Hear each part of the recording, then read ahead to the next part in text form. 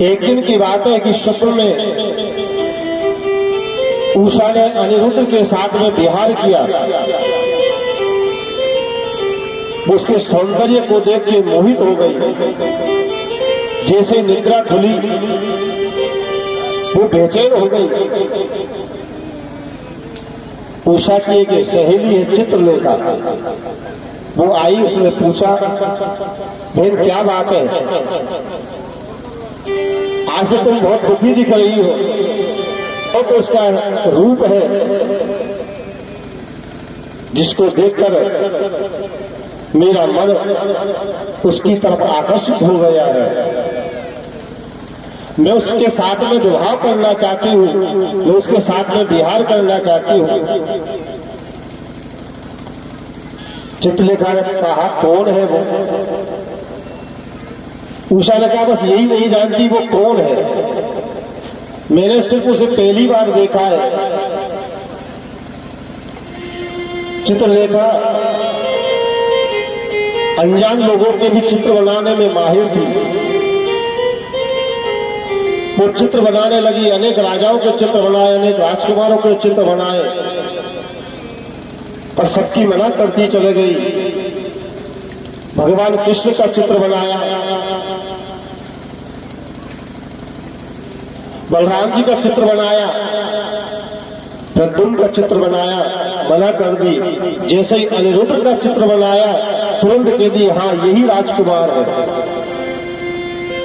चित्रलेखा मैं तुझसे कुछ नहीं मांगी, बस यही मांगती हूं इसे कैसे भी मेरे पास लेके आओ। सुखदेव मुनि वर्णन कर रहे हैं राजन,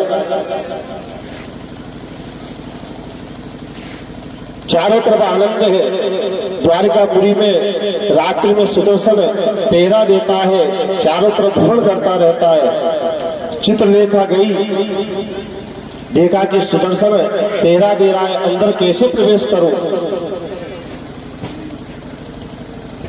उसी समय नारद जी आ गए। नारद जी से कहा महाराज मेरी एक व्यवस्था है, मुझे थोड़ा अंदर जाना है, अनिरुद्ध से बात करना है। तुम कुछ समय के लिए ये चक्र को रोक सकते हो। नारद जी सुदर्शन के साथ में कुछ वार्तालाप करने लगे। उसी समय चित्रलेखा ने अंदर प्रवेश किया और देखते ही देखते अनिरुद्ध का हरण करके उषा के कमरे में ले जाके स्थापित कर दिया। उषा ने जैसे अनिरुद्ध को देखा आनंदित हो गई। दोनों एक साथ अंदर कमरे में रहने लगे। कुछ समय बाद जैसे ही द्वारपालों को पता चला कि अंदर से कोई पुरुष की आवाज आती है, उन्होंने बाणासुर से जाके कहा महाराज क्षमा करना, पर हमें ऐसा लगता है कि राजकुमारी के कमरे में कोई पुरुष रहता है। बाणासुर आया, दरवाजे खोले और देखा कि अंदर अनिरुद्ध बैठे हुए हैं। उन्हें बंदी बना के जेल में डाल दिया गया। इधर द्वारका में हाहाकार मचा हुआ है। सब लोग अनिरुद्ध को ढूंढ रहे पर नहीं मिला। नारद जी ने आके सारा वृत्तांत बताया। महाराज आपका जो पोता है उसे बाणासुर ने कैद कर रखा है। भगवान और बलराम ने रथ में बैठ के युद्ध करने के लिए दौड़े। अब बाणासुर भगवान शंकर का परम भक्त है। जैसे भोलेनाथ को पता चला कि आज तो कृष्ण मेरे भक्त को मारने के लिए जा रहे हैं, बीच रास्ते में आके खड़े हो गए। कहने लगे महाराज आप मेरे भक्त को नहीं मार सकते, मेरे भक्त को मारने से पहले आपको मुझसे युद्ध करना पड़ेगा। भगवान शंकर और कृष्ण में खूब युद्ध हुआ। अंत में भगवान ने एक बाण छोड़ा जिससे भगवान मूर्छित हो गए। भगवान को निद्रा आ गई। भगवान ने अंदर प्रवेश किया, बाणासुर को ललकारा। और देखते ही देखते भगवान के सुदर्शन ने बाणासुर की सब भुजाएं काट दी, मात्र 4 भुजा शेष बची। उसी समय शंकर भगवान जाग गए, दौड़ते हुए आए, भगवान से हाथ जोड़ के कहने लगे, ये मेरा परम भक्त है, अगर मेरे सामने अगर ये मारा जाएगा तो प्रभु इस संसार में अन्याय हो जाएगा। सुनते मुनि वर्णन कर रहे हैं राजन, एक दिन की बात है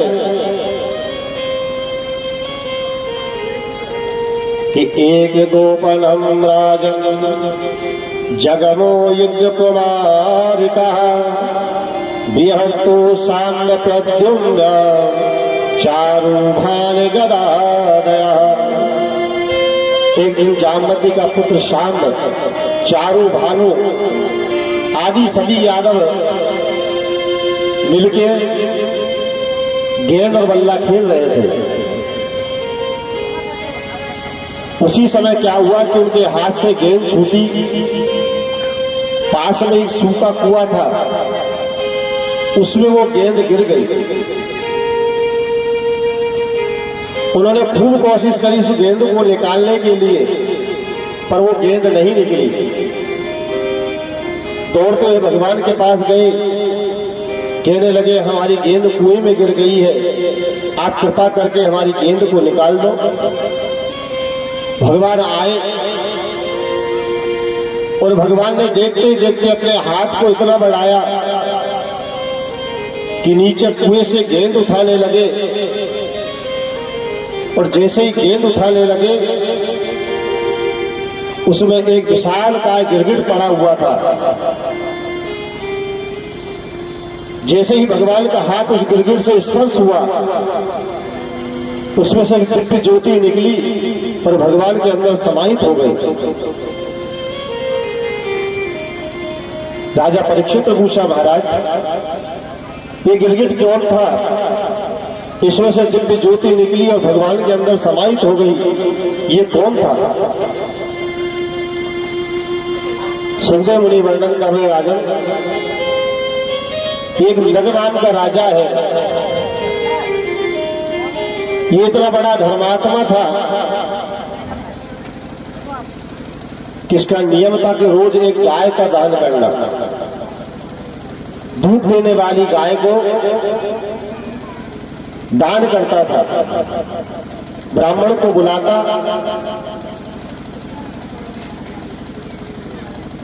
हाथ में जल लेता, गाय की पूंछ पकड़ता और ब्राह्मण को संकल्प कर देता, ब्राह्मण गाय लेके चला जाता।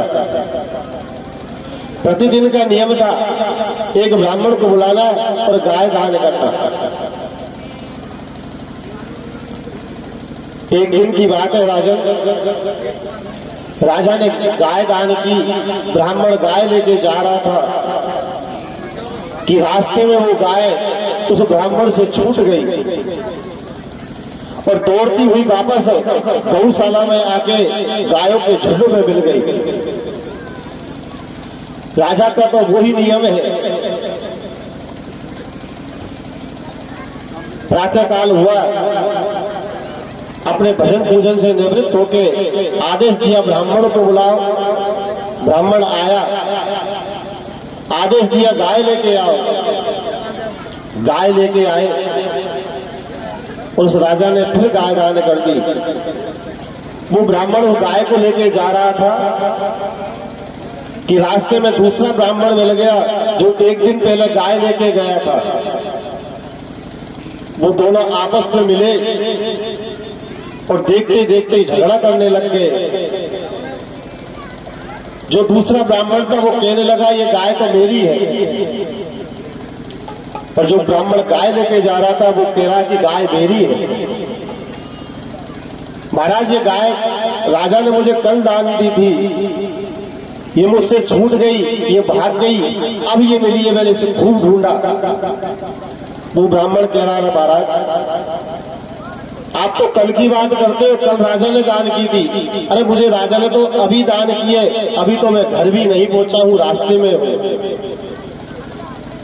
वो दोनों ब्राह्मण आपस में लड़ने लगे, झगड़ने लगे।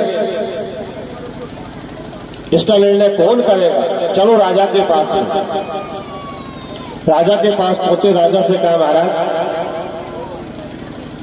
मैं अभी आपके पास में आया। राजा ने कहा हाँ आए। आपने मुझे गाय दान की, ये गाय मेरी है। और ये ब्राह्मण कहता है कि ये गाय मेरी है। दूसरा ब्राह्मण कह रहा महाराज मैं कल आपके आया था गाय लेने के लिए, आपने दान की, वो रास्ते में मुझसे छूट गई और ये जो गाय है ना ये मेरी है। वो राजा समझ गए, लगता है मुझसे एक गाय 2 बार दान हो गई। उसने कहा महाराज इसमें कोई डरने वाली बात नहीं है, आपकी गाय छूट गई आपसे, आप दूसरी गाय ले लो। नहीं महाराज मुझे तो यही गाय चाहिए। पहले वाले ब्राह्मण से कहा महाराज आप ये गाय इसको दे दो, मैं आपको दूसरी गाय दे देता हूं। वो भी कह रहा नहीं महाराज मुझे भी यही गाय चाहिए। दोनों आपस में झगड़ने लगे। महाराज ने कहा, राजा कहने लगा महाराज एक नहीं 10 गाय ले जाओ, 100 गाय ले जाओ, पर झगड़ो मत। ब्राह्मण कहने लगे राजा हमारा न्याय करो, ये गाय किसकी है? सुखदेव बड़ी वर्णन कर